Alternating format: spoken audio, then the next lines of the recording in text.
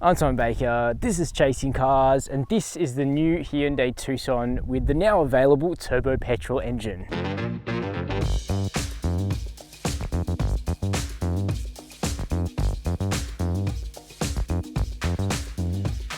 When the new Tucson was launched in Australia a few months ago, we expected all three engines to arrive at once. The base 2-litre petrol and then the upgrades, the turbo petrol and the turbo diesel. Now, the engines pretty much carry over from the previous Tucson, so none of them were much of a surprise.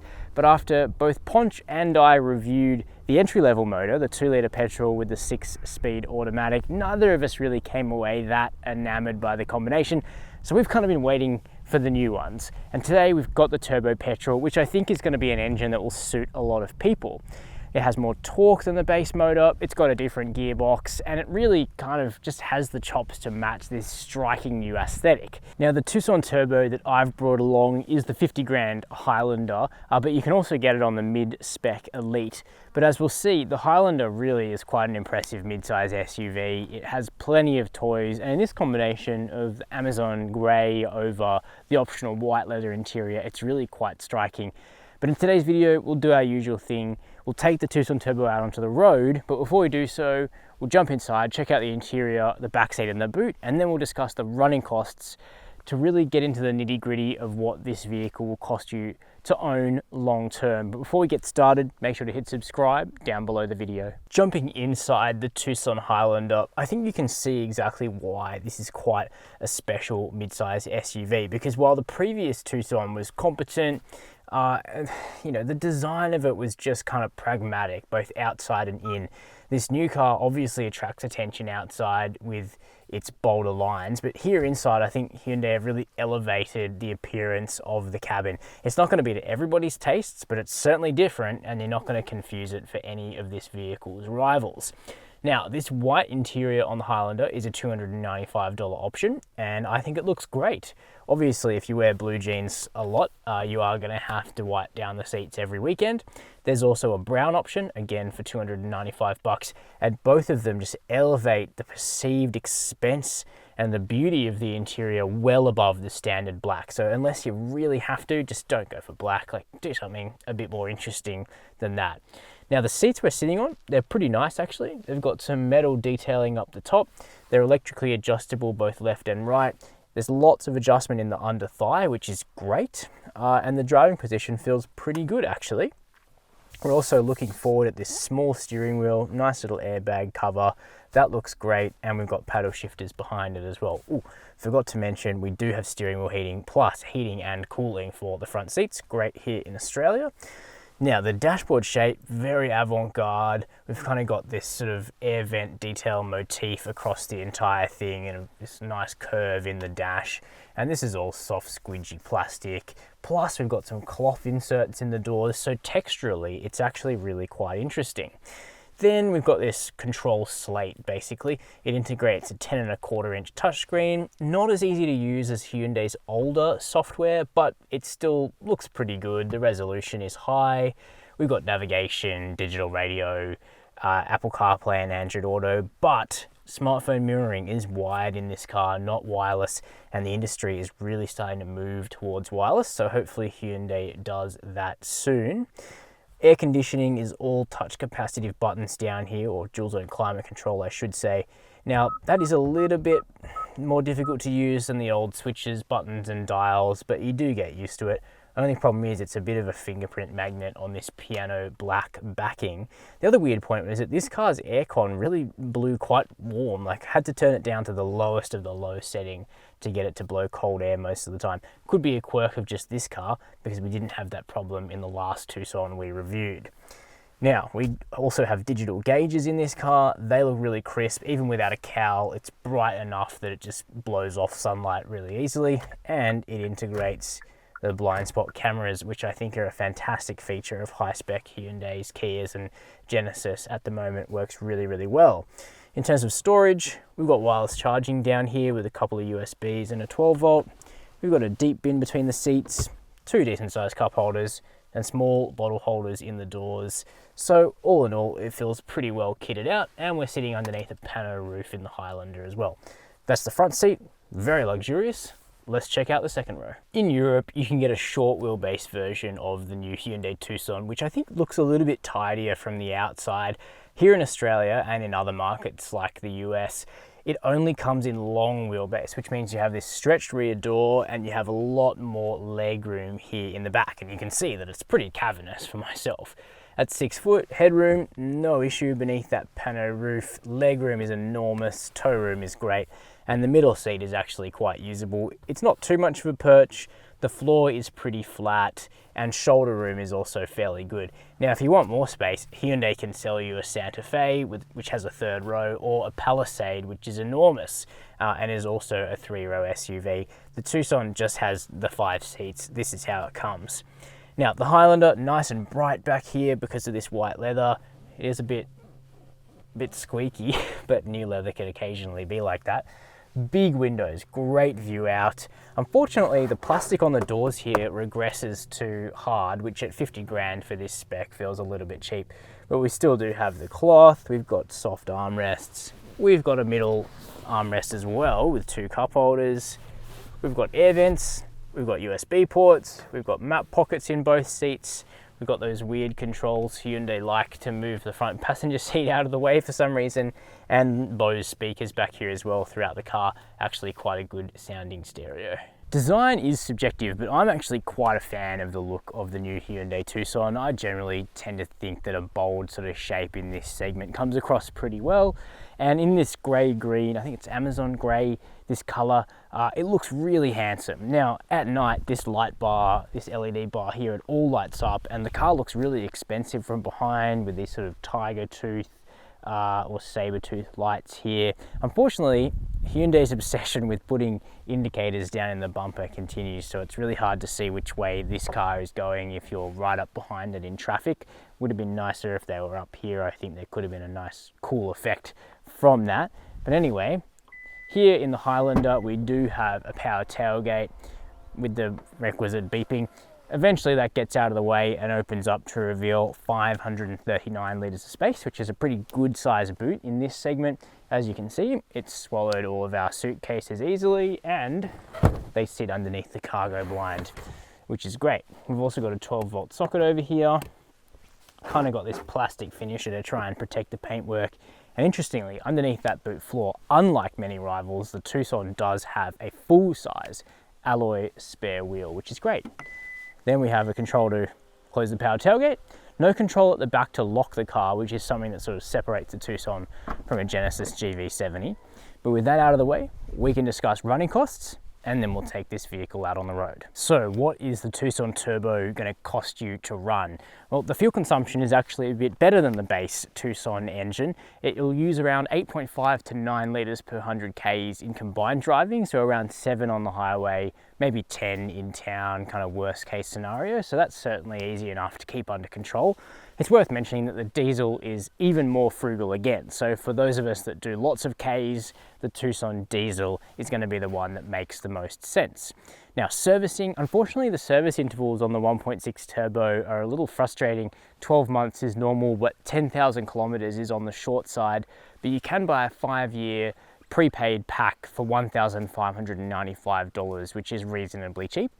The warranty on the car is 5 years with unlimited kilometers. And on the insurance side, in the last 12 months, the median budget direct customer spent $861 to comprehensively insure a new Hyundai Tucson. Everybody's situation varies, and your premium will vary based on things like how you garage the car, who drives the car, and their driving history. So what is the new Hyundai Tucson like to drive now that one of the desirable engines has arrived for this SUV?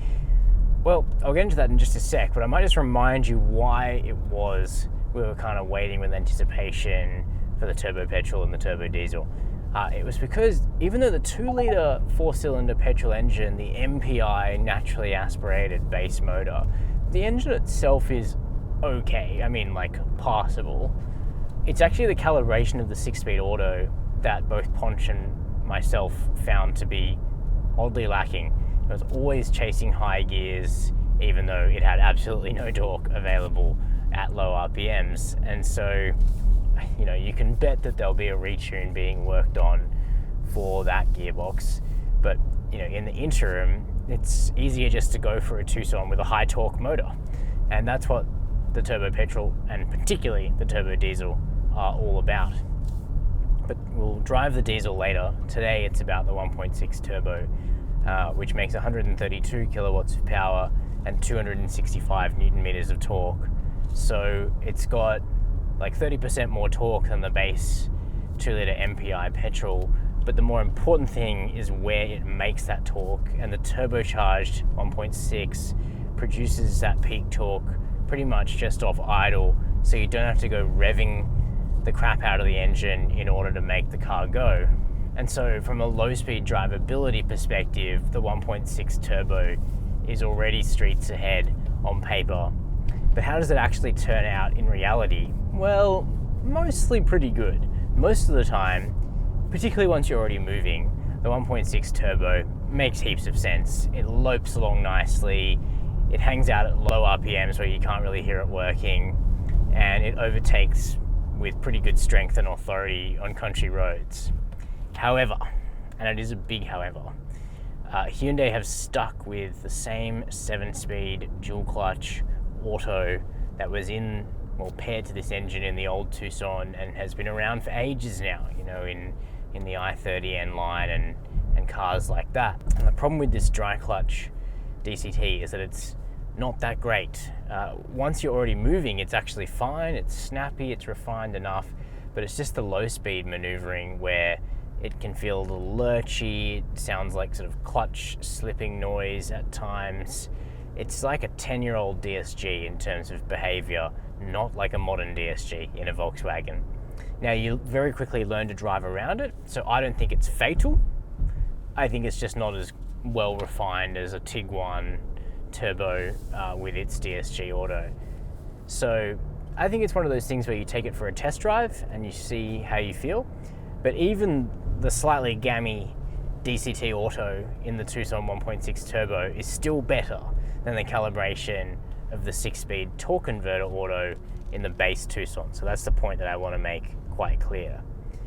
That being said, there's kind of an antidote to both of those problems, because it's like, whoa, bad gearbox with the 2-litre petrol and average gearbox in the 1.6 turbo petrol. Then there's the diesel, which just gets a well-done 8-speed torque converter automatic. So the 2-litre turbo diesel Tucson makes the most power of the range and the most torque of the range by a huge margin, over 400 newton meters of torque, and it has the best gearbox. So I'll wait to count my chickens until I actually drive the Tucson diesel, but with the previous gen Tucson, the diesel was the one to go for, and I think it's pretty likely that on this generation, the diesel will still be the one to go for. But for those who don't want a diesel and prefer a turbo petrol, this is pretty good. It's not quite up there with the likes of a Tiguan 1.4 or 2-litre turbo, or a Mazda CX-5 2.5 turbo, which is like hugely powerful, but it's pretty good, and it's definitely better than the base engine. It's $4,000 more than the base 2-litre petrol and 6-speed auto, and I think it is worth $4,000 more. I understand that is a big call because $4,000 to change engines is not cheap, but it's so much more effortless in turbo form. It's then another $2,000 jump to the diesel, and I think that is even more justifiable. So, you know, test drive the various choices and I think you'll see what it is that I'm talking about. But what about the ride and handling of the Tucson? Well, it's actually really, really well sorted. And I actually think the suspension tune on this Tucson Highlander with its 19-inch wheels and relatively chunky tires is actually a more comfortable and settled suspension tune than that Genesis GV70 I was reviewing the other week with 21-inch wheels and fixed dampers, as in the non-V6, the 4-cylinder GV70. That car had kind of average suspension control on a smooth surface, you know, so it's just fidgety. The Tucson doesn't have that effect. It's not fidgety. It's quite comfortable on both smooth and broken up surfaces. So it's actually really quite relaxing to drive, and yet it still has Hyundai Australia's characteristic levels of control and high grip on a country road at high speed. So it's actually pretty well done. The balance they've come to, I think, is actually a little bit better in a high spec Tucson than in a lower spec GV70. So take from that what you will. Now the cars aren't related. The GV70 is on a rear wheel drive platform and has different engines and all that sort of thing. But it's still kind of relevant because this is Hyundai's nicest mid-size SUV, I guess, a Tucson Highlander. And the Genesis GV70 is the entry-level luxury mid-size SUV from this group. So there you go. Now, where there's an obvious difference is in kind of how planted they feel when you really start ratcheting up the difficulty, because the Tucson is relatively narrow and it feels quite narrow on the road. And that means that it's agile in the city and you'll get it into your garage and whatnot. But compared to kind of a broader, wider rear-wheel drive based SUV, it's going to have some natural limitations. But for most of the sort of driving that we tend to do, suburban and then maybe a couple of road trips per year, the Tucson is really, really well sorted. And just to illustrate what I'm talking about here, I'm on a really smooth bit of bitumen right now, freshly laid, and the suspension is just not fidgeting. And that's what you want in a family SUV, or really any car, right? So the suspension's been finished off really nicely in the Tucson. Steering, no real feedback, but it's relatively direct. The ratio in it is kind of middling, so it doesn't rip your head off when you start to turn the wheel, but it just feels quite natural. The steering wheel itself is small, feels good in the hand. Visibility is really nice actually. Good big mirrors, good view forward, big rear window in the car, no real huge blind spots. But we then have the blind spot cameras, which are just fantastic. So you can really see if anything is hiding back there, which is great. Comfortable seat. The Highlander has a really good seat. Heated and cooled, really great here in Australia. But the white interior just reflects lots of light as well, which is good. The Bose stereo, quite crisp. Obviously not like a super duper high-end Bose, but it's pretty good. Renders most of my songs pretty well. And the safety systems are really good. The tuning on them is expert. Hyundai do this very well. So the lane keep assist really bangs you in the center of the lane. Very, very good for reducing fatigue on long highway drives. Adaptive cruise works well. I've already mentioned the blind spot cameras, which get a big tick from me. So yeah, it's a pretty well sorted car, which is really starting to bridge that gap between the mainstream and the luxury pretty nicely. And for 50 grand, I think it adds up. I really do think that the Tucson Turbo Highlander adds up for 50 grand. I think if I was buying it, I'd probably just shell out the extra 2K, just wear it and buy the Highlander diesel. But low speed gearbox refinement aside, there's still lots to like about the 1.6 turbo. So those are my opinions on the new Hyundai Tucson with the 1.6 litre turbocharged petrol engine, a setup which I think is going to suit a lot of people, particularly those who don't particularly like a turbo diesel.